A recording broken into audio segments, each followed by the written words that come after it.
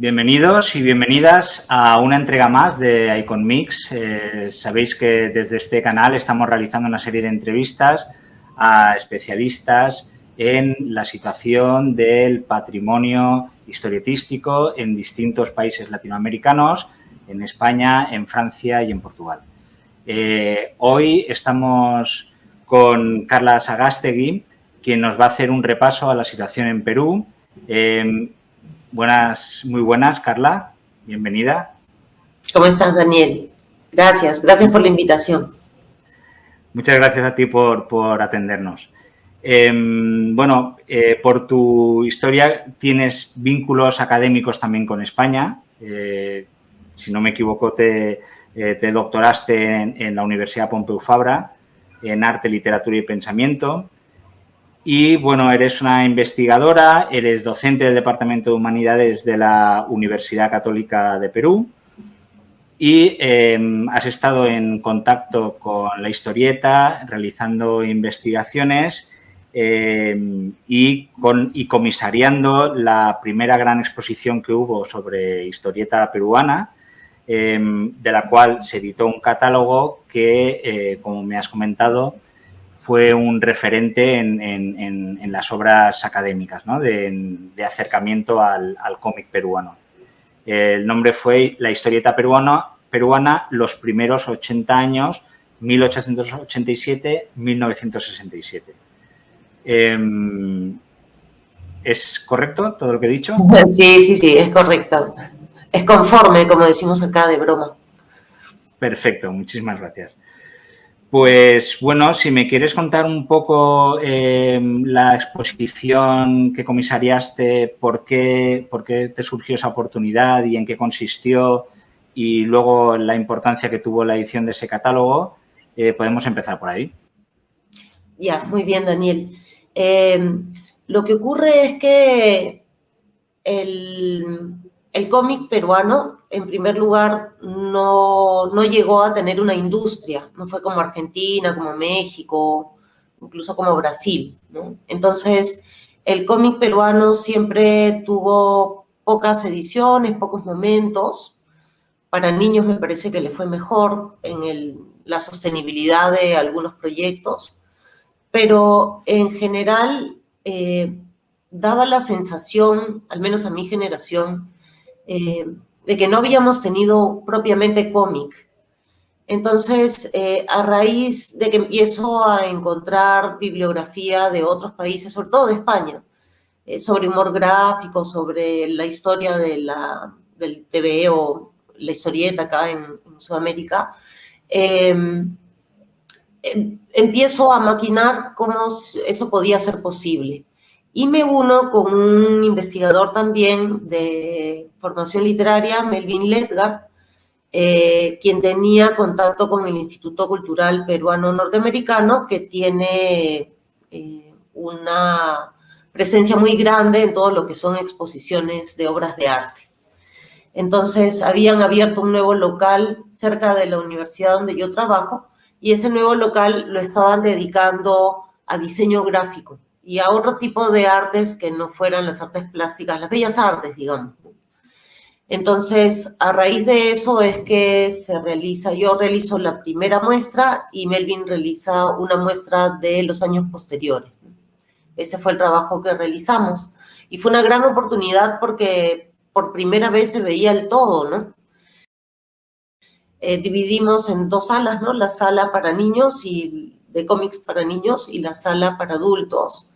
Y la detuvimos antes del gobierno revolucionario de las Fuerzas Armadas de 1968 en el Perú, porque fue un hito que cambió un poco la historia peruana y también afectó definitivamente a la historieta también, ¿no? Entonces fue un momento, por eso se hizo el corte. Y bueno, si bien el catálogo no fue no se pudo ser muy exhaustivo porque teníamos limitaciones, y eso es algo que tiene que ver justamente con el patrimonio, porque no existía un acceso directo a todo lo que se podía haber encontrado acerca del cómic. Quien había hecho un estudio previo en 1996 había sido Mario Lucioni, del grupo Nazca, que hace un listado muy largo, muy grande sobre todas las historietas que se habían publicado en el Perú. Y lamentablemente ese listado no se podía acceder no había cómo acceder a los textos. Es decir, no está centralizado en una biblioteca, tampoco es que esté, mucho menos pues digitalizado, ¿no? Entonces, el trabajo, lo que tomó bastante tiempo, cerca de año y medio, fue poder encontrar las piezas que se pudieron exponer en la galería, ¿no? Eso de alguna manera limitó el alcance de la muestra y por lo tanto del catálogo, ¿no? Claro, pero me parece muy interesante porque es un ejemplo del tema que nos ocupa, ¿no? Que es la conservación del patrimonio. Actualmente la situación ha cambiado. ¿Existe algún archivo? ¿Existe un catálogo centralizado? No, o sea, por parte del Estado, digamos, porque lo reconoce como patrimonio, no, eso no hay. Pero estamos viviendo el momento del cambio. O sea, también es un momento muy, muy peculiar porque el año pasado, en plena pandemia, salió una nueva ley del libro que ahora permite a las bibliotecas comprar a las pequeñas editoriales. Antes había un problema con la ley del libro porque solo beneficiaba a las grandes editoriales, bueno, transnacionales prácticamente, ¿no? Como son ahora. Entonces, ese cambio ha hecho que, por ejemplo, las editoriales que publican historietas, que publican cómics, novelas gráficas, ya han podido, por primera vez, tener sus libros en las bibliotecas. Entonces, ese primer paso es como haber puesto el pie cuando están cerrando la puerta, digamos, ¿no? Ese primer paso, imaginamos que nos va a abrir la puerta para poder de alguna manera ya iniciar este cambio, ¿no? O sea, de hecho, sí hay un interés, pero lo que hay es desconocimiento acerca del cómic. Hay personas, incluso intelectuales, que todavía lo siguen asociando a literatura infantil, ¿no? Algunos consideran que no es literatura, ¿no? Y así hay diferentes acercamientos al cómic que todavía estamos en ese proceso, digamos, como país, ¿no? Lo que sí es interesante es que se han vuelto las publicaciones como los catálogos o recopilaciones, acá he traído algunas a la mano, porque esa es la forma en la que se está preservando en este momento el patrimonio del cómic, ¿no? A través del trabajo de diferentes investigadores que están recopilando la obra de autores que normalmente se presentaban en tiras cómicas o en entregas semanales, ¿no? Y que ahora se van a juntar y que van a aparecer como un solo libro. Esa es la manera que se está utilizando ahora, ¿no? Mientras tanto, digamos, porque yo creo que esos libros ya van a ingresar sin duda alguna a estas nuevas bibliotecas, ¿no? Y ¿estamos hablando de ejemplares históricos o estamos hablando también de ejemplares actuales? Estamos hablando de los dos, de ejemplares históricos y de ejemplares actuales. Lo que las editoriales en este momento estén publicando sobre historieta también se está enviando a las bibliotecas, ¿no? Y por otro lado, todavía con un sesgo infantil, pero creo que nosotros tenemos mucha esperanza con el nuevo presidente que ha sido escogido, porque como es un maestro rural, tenemos la ilusión de que el cómic les va a interesar que esté presente en las bibliotecas nacionales, ¿no? Porque es una manera de fomentar la lectura. Entonces, de ser eso posible, digamos, hay un proyecto, bueno, existe actualmente, se ha creado ya en la Biblioteca Nacional una sección de cómics, de historieta peruana, de historieta, así se llama, de historieta. Pero ha sido creada porque una niña donó su colección para que otros niños pudieran leerla. De hecho, la biblioteca, esa sección se llama como La Niña. Creo que ese es un espacio que si fuera tomado por una persona profesional, que hay bastantes ahora, ¿no? Dedicados al estudio del cómic, ya no es como antes, Incluso hay también investigadores en diferentes regiones del Perú, ya no solamente en Lima, ¿no? Es bien interesante. Entonces yo creo que cuando la Biblioteca Nacional, no sé si va a mantener la dirección o la cambie, yo creo que ya es una oportunidad de haber presupuesto, ¿no? Para poder hacer un cambio así, porque se necesita un espacio como tienen otros países, ¿no? Como tiene Bolivia, por ejemplo. Aunque en esos casos son por apoyo de fundaciones privadas, ¿no? Pero yo creo que acá se podría conseguir también fondos para eso, ¿no? Y el grueso de los ejemplares históricos están en colecciones privadas o se da por perdido o en qué situación está. Mira, lo que está en mi catálogo es a lo que yo pude acceder a través de la Biblioteca Nacional, ¿no? Pero es en realidad la hemeroteca, ¿no? Donde están los viejos periódicos antiguos, ¿no? Entonces no están juntos, pues están separados, aislados, ¿no? Casi todo el tiempo que investigué me la pasé ahí. Y luego ya fueron, sí, colecciones privadas de los mismos autores, porque algunos todavía están vivos y, y muy bien físicamente, sorprende. Son longevos los autores de cómic, al parecer. Y hay uno en especial que tiene una biblioteca, que es Juan Acevedo, que es el autor de cómic, digamos, el que en términos de Harold Bloom, el que pone el canon, ¿no? Antes y después de Juan Acevedo. Entonces, Juan tiene una colección impresionante, ¿no? Que él de vez en cuando la abre para investigadores, ¿no? Pero en realidad yo insisto que es un tema que debería ser ya del Estado, ¿no? Claro. ¿Y existe también interés por la recuperación de originales, de los dibujos originales? Sí, mira, por ejemplo, te pongo, a ver, aquí tengo, este es uno de los casos, ¿sí? Esta es Selva Misteriosa, que es uno de los longevos autores de cómic, Javier Flores del Águila, que es uno de los profesionales más admirados del Perú. Y Hernán Migoya y Giancarlo Román hicieron esta recopilación de la tira cómica. Dentro de poco va a salir también la de Cristian Reynoso sobre un cómic antiquísimo de los años 40, del trabajo de Demetrio Peralta, que pertenecía a la vanguardia plástica y literaria del sur del Perú. Entonces, hay estas colecciones, ¿no? Que se están, yo también me muero de ganas de hacer alguna de esas, porque realmente, como te digo, cambian la percepción del peruano, ¿no?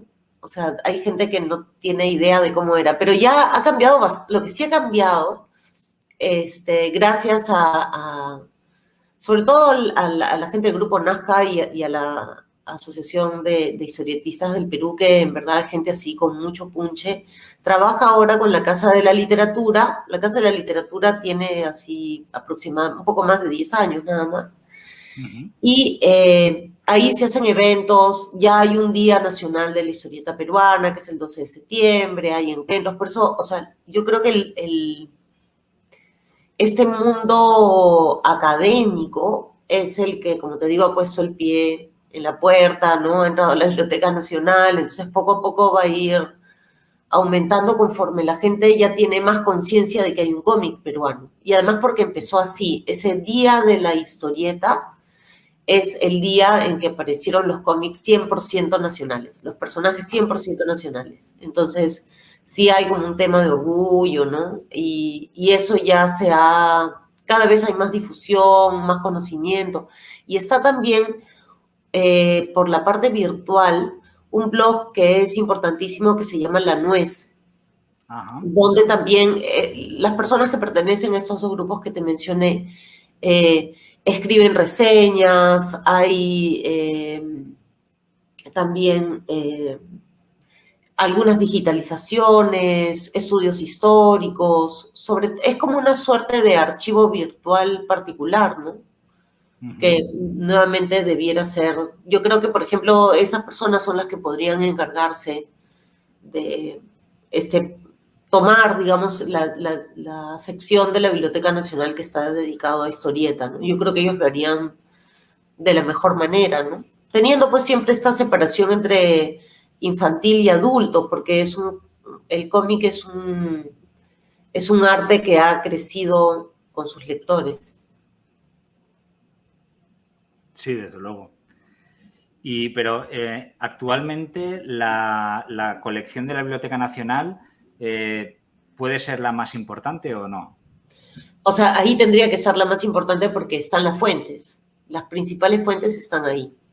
Yo te diría que o sea, en todo lo que es periódicos, diarios y algunas revistas, ahí debe estar el 70% aproximadamente, ¿no? Claro, porque son los medios, ¿no? Principales.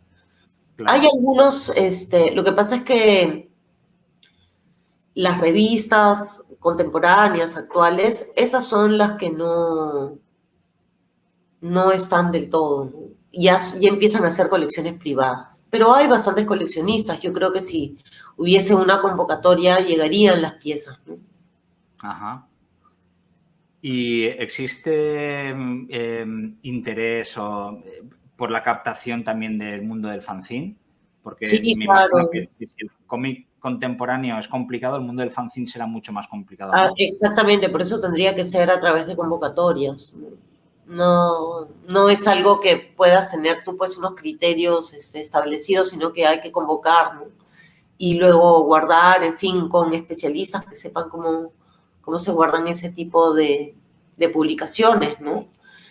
Por eso te digo, se necesitaría un presupuesto, habría que hacer convocatoria, difusión, pero el fanzine tiene que estar porque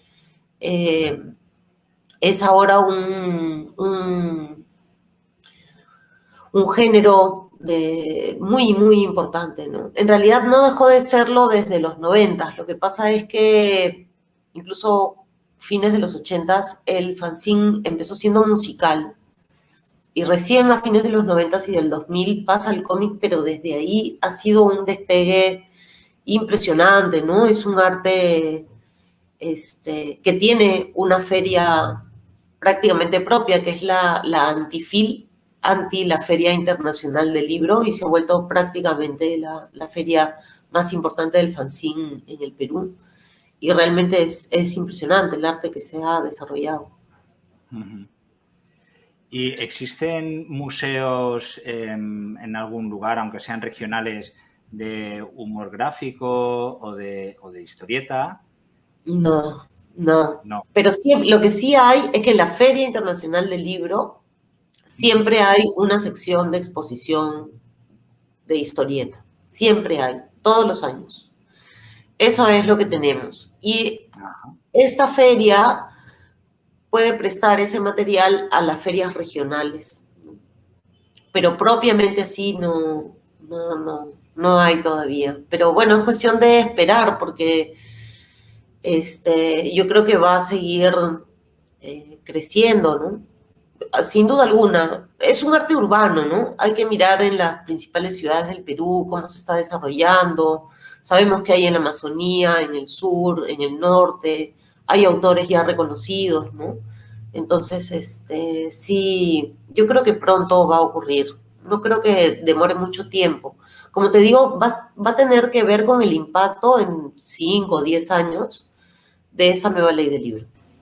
¿Y la Biblioteca Nacional colabora con sus fondos en estas exposiciones? No, esa es la Cámara Peruana del Libro. Tiene que ver con otra mirada. Pero yo, la verdad, como te digo, ya ahora con quienes están a cargo de la Biblioteca Nacional y quienes creemos que van a continuar o que van a ingresar con el nuevo gobierno, yo creo que sí va a haber, no creo que haya problema alguno con hacer estos planteamientos, ¿no? Y hay bastante interés, sí, hay bastante interés, de parte de autores y de parte de editores también, ¿no? Porque tiene que ver también con una economía, ¿no? Con un mercado. Al margen de la colección esta privada que me has comentado que estaba digitalizada, existe, por ejemplo, la Biblioteca Nacional tiene sus fondos digitalizados y son accesibles al público. Muy pocos, recién han empezado. La Biblioteca Nacional también hará hace 10 años, como por el tiempo de la Casa de la Literatura, es que la Biblioteca Nacional se moderniza, ¿no? Y bueno, lo bueno es que el staff que tienen es de lujo y es gente muy bien preparada, entonces, y joven, sobre todo la juventud, ¿no? Entonces yo creo que eso es un punto a favor. Yo creo que es cuestión de tiempo y cuestión de decirlo, por eso me parece tan importante esta entrevista. Pero existe, si acaban de empezar, significa que han empezado, es decir, que ya hay un movimiento Sí. y una voluntad, ¿no?, de realizarlo.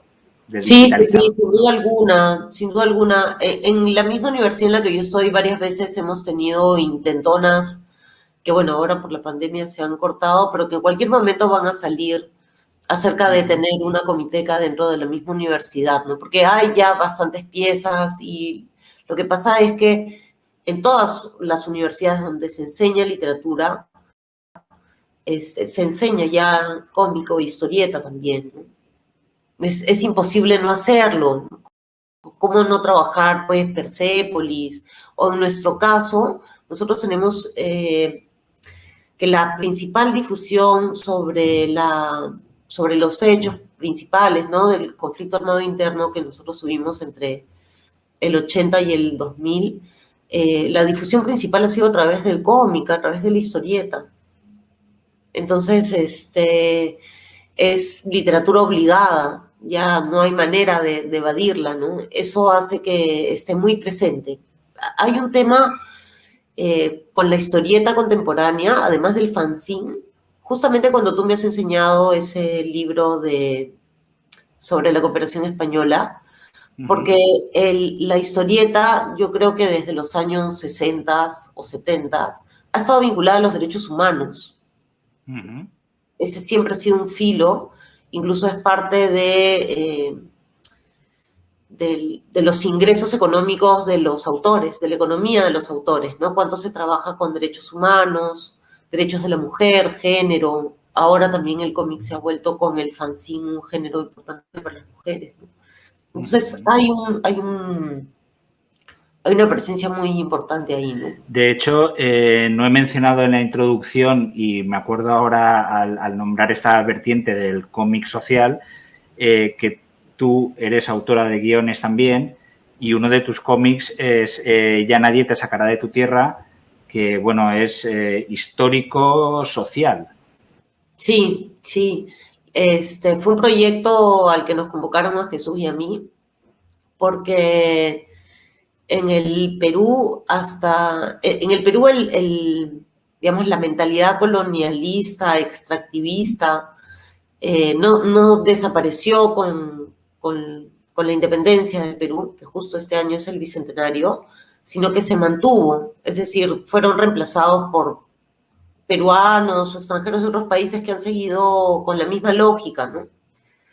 Y eso es algo que ha afectado mucho al cómic, porque hasta 1961, no estoy bromeando, el 70% de peruanos no tenía acceso al sistema educativo nacional. No había acceso. ¿Y por qué era? Porque toda la población rural vivía en haciendas y el dueño, el hacendado, el terrateniente, era quien decidía si había escuela o no.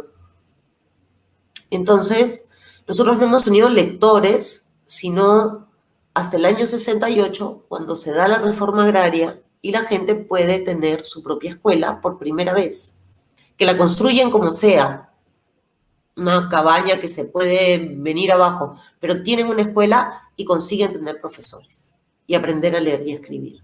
Entonces, el hito de la reforma agraria es muy grande porque nos ha cambiado culturalmente y justamente ahora nuestro presidente es el hijo de una pareja de campesinos que vivieron en una hacienda que fue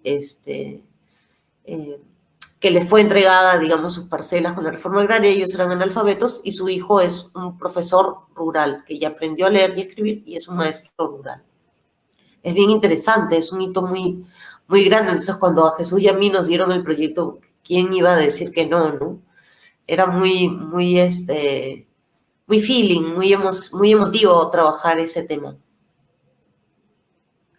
Me lo puedo imaginar. Y en la actualidad, ¿existe una red de bibliotecas que llegue a toda la población?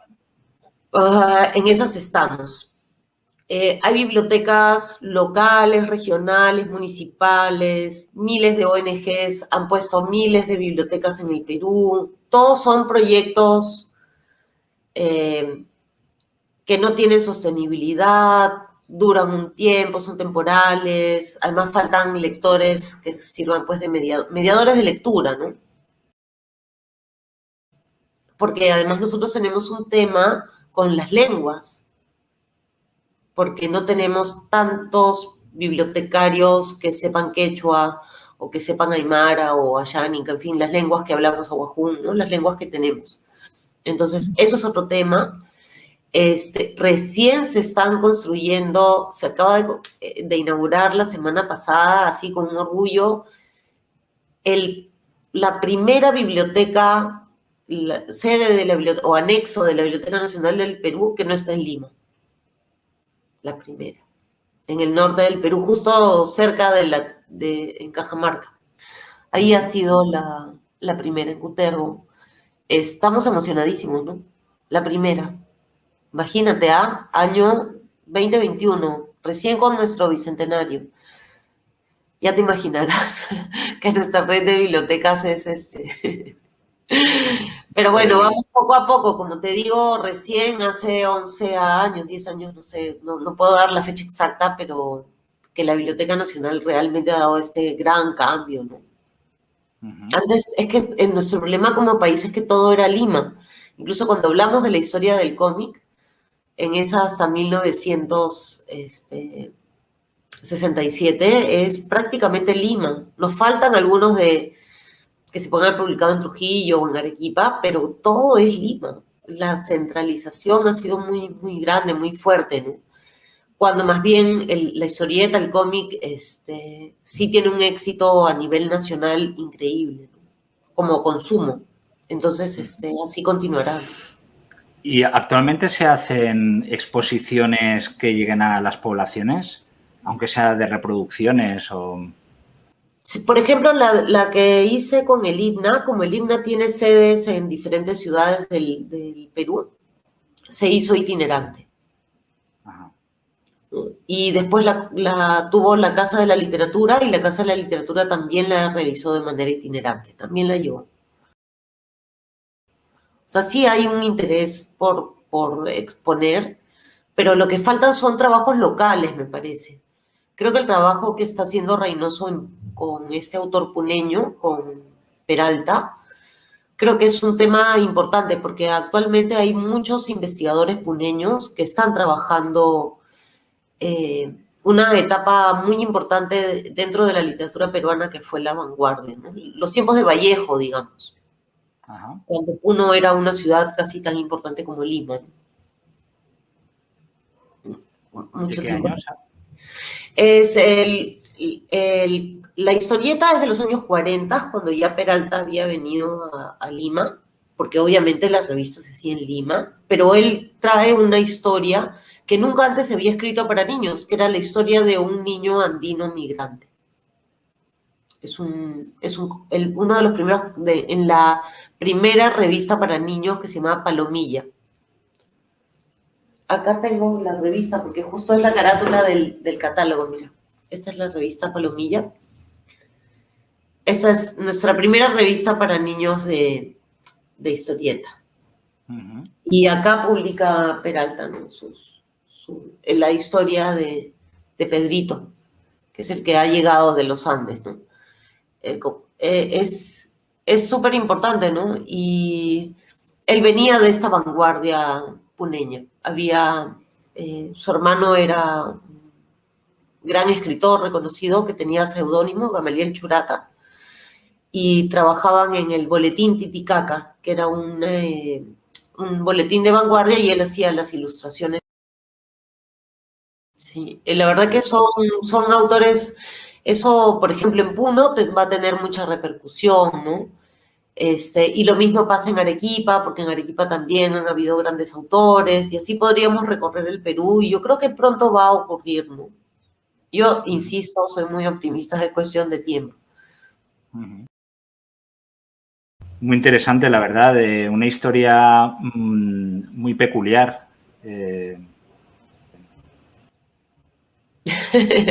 Sí, Daniel, lo que pasa es que nosotros en Perú como que siempre solemos llegar tarde a algunas cosas.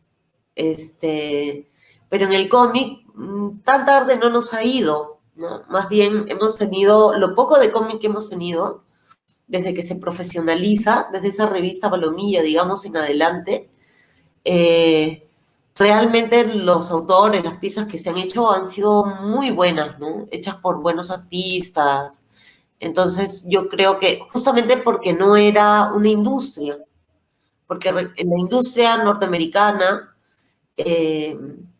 o incluso en la industria española muchas veces se recuerda más a los personajes que a los autores.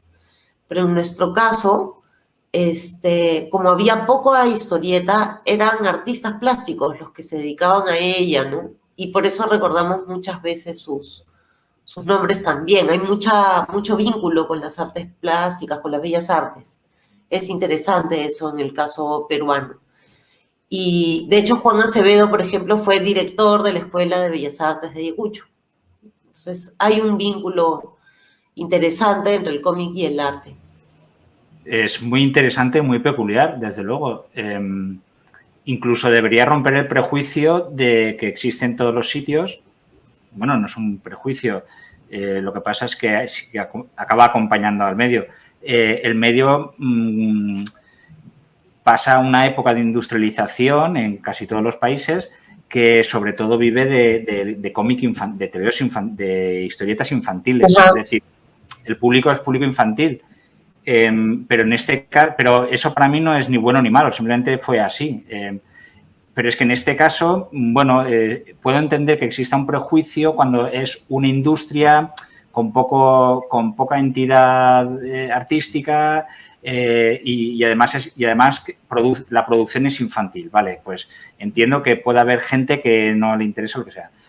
Pero en este caso, la producción está vinculada con artistas plásticos. Es decir, es una situación muy peculiar y me parece muy atractiva en principio. Sí. Ahora sí tenemos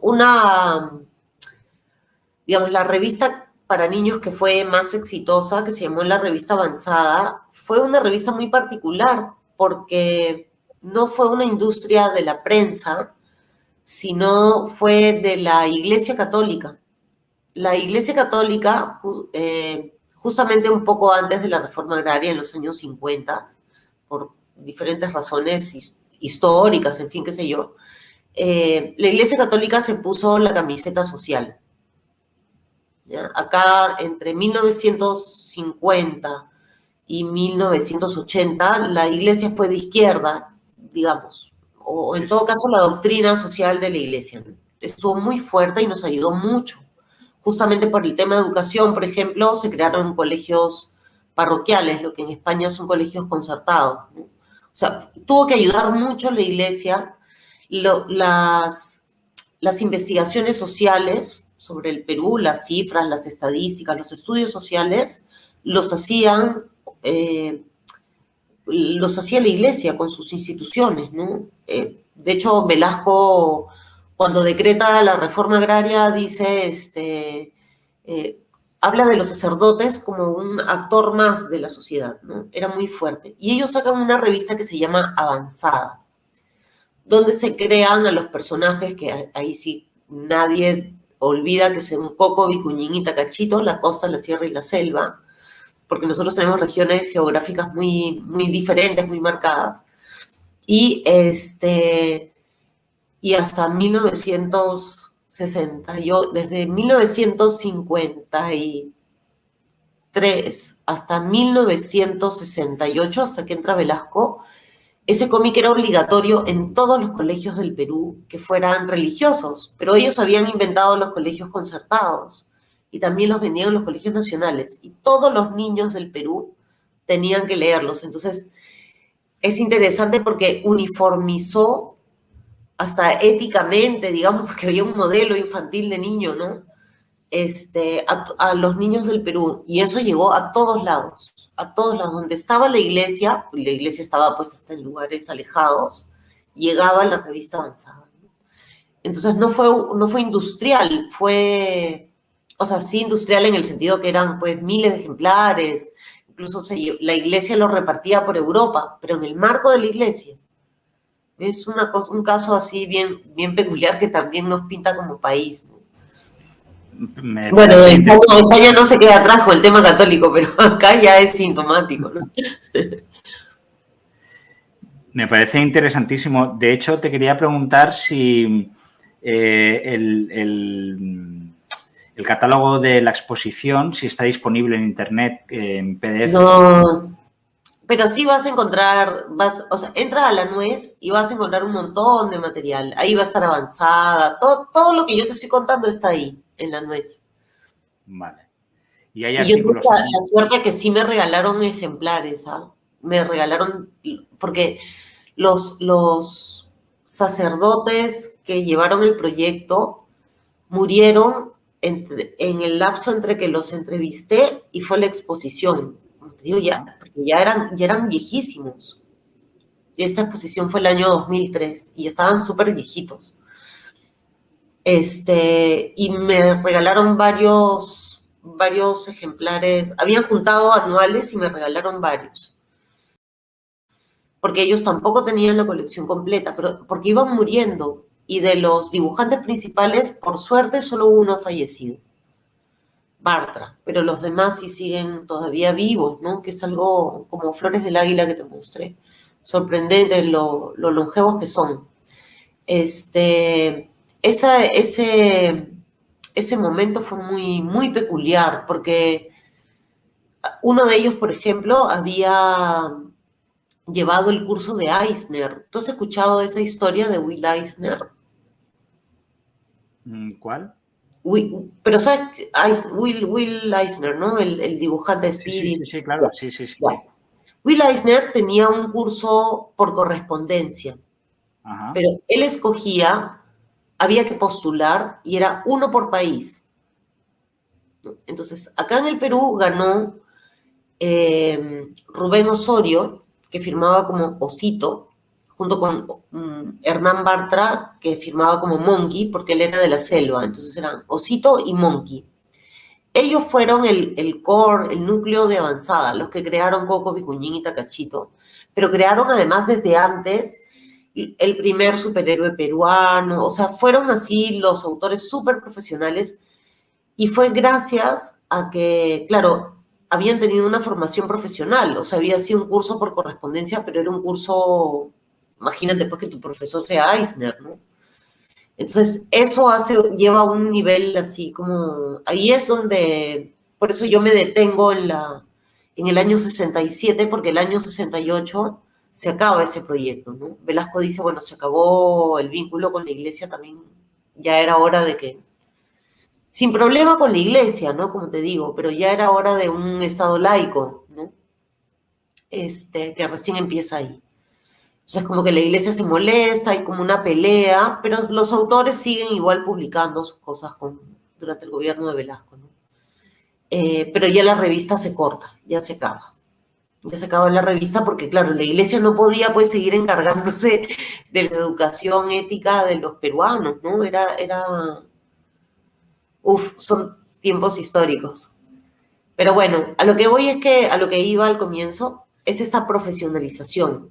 O sea, tuvimos dibujantes de lujo, Flores del Águila, Osorio, realmente eran muy, muy profesionales, muy profesionales. Ahí se nota el cambio en la historieta peruana.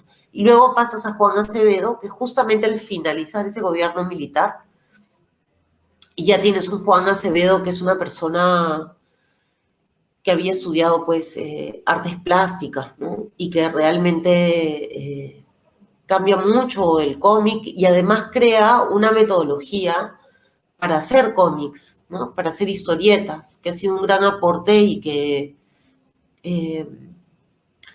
el trabajo de Juan han sido talleres en Alemania, España, Estados Unidos, toda América Latina, con Lebov en Brasil, ¿no? La verdad que el trabajo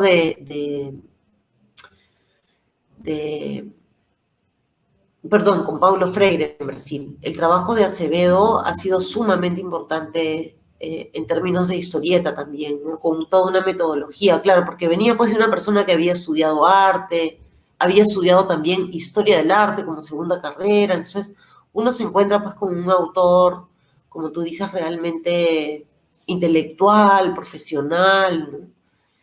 Y sí, la verdad, Cosío ha estudiado pues filosofía, ¿no? Realmente hay las personas que se dedican al cómic, a la historieta en el Perú, tienen una formación humanista, artística muy grande. Sí, es peculiar. Y volviendo a la actualidad y a la vigilancia y cuidado de todo este patrimonio, ¿existe un interés académico? ¿Existen investigaciones en marcha? ¿Hay gente moviéndose y esto se traslada en la publicación de libros o revistas o alguna web especializada?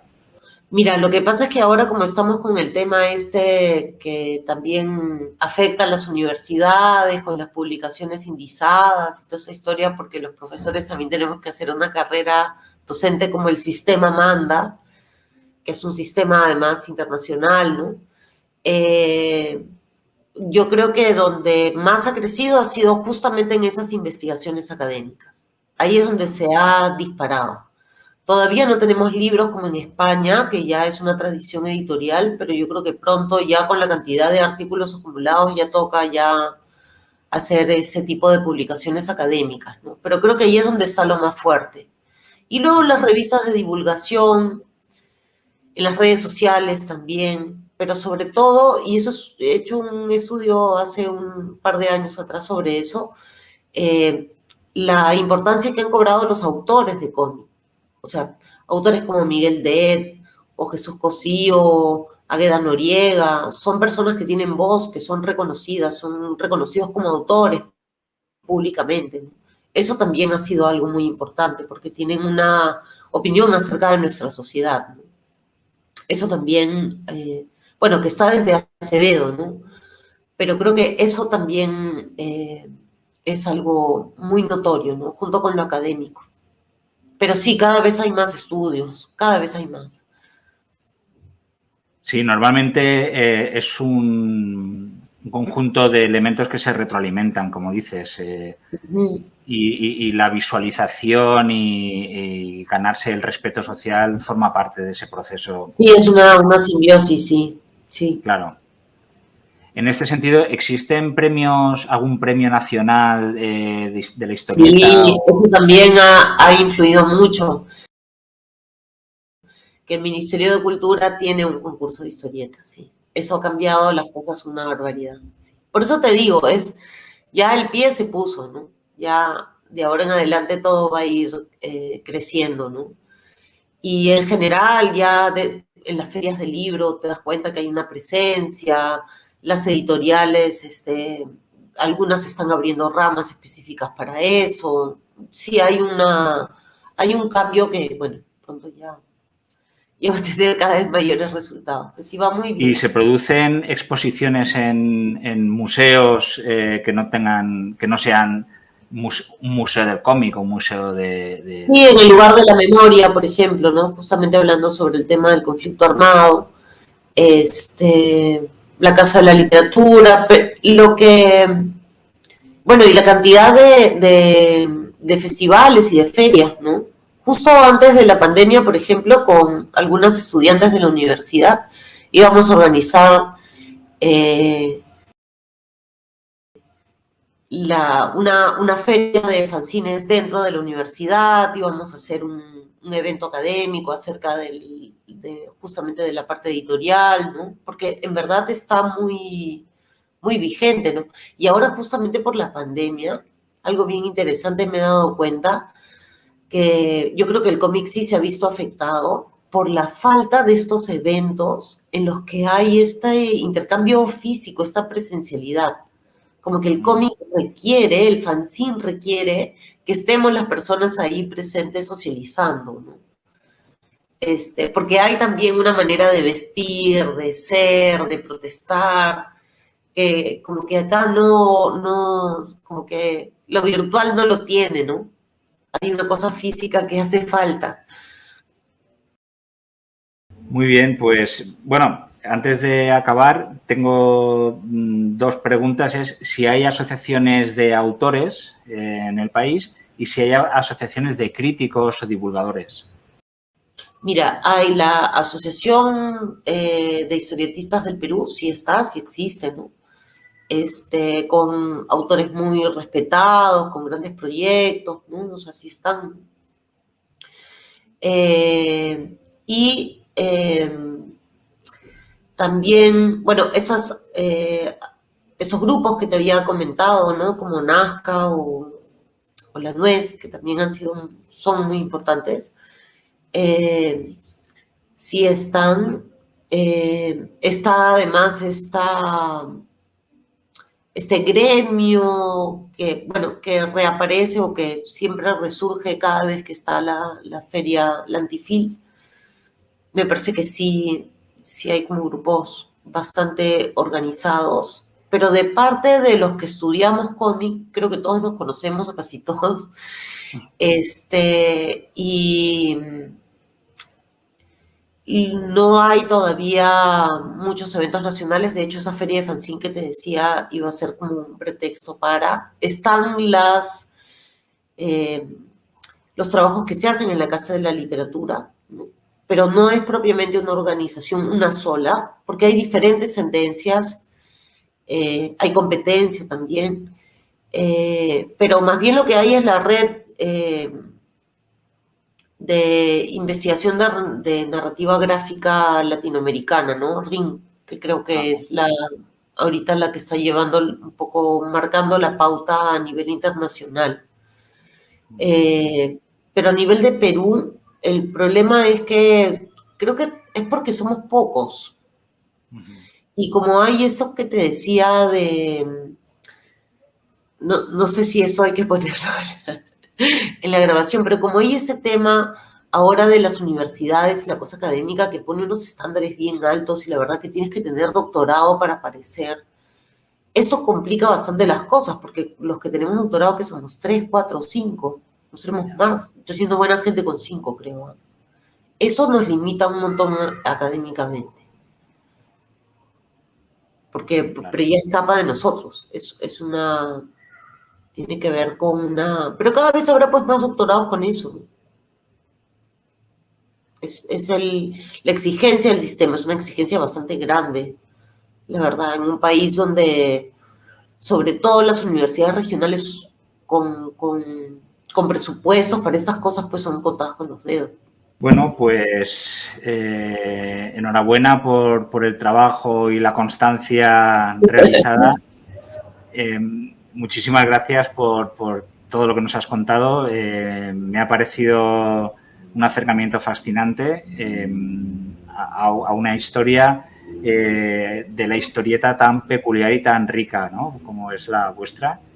Y bueno, espero que quien tenga que tomar las decisiones las tome, porque me parece que si la historieta ha ayudado a uniformizar un país entero en unos valores, eso ya de por sí creo que tiene un valor altísimo y que merece todo el estudio, vamos, y todo el detenimiento. Sí.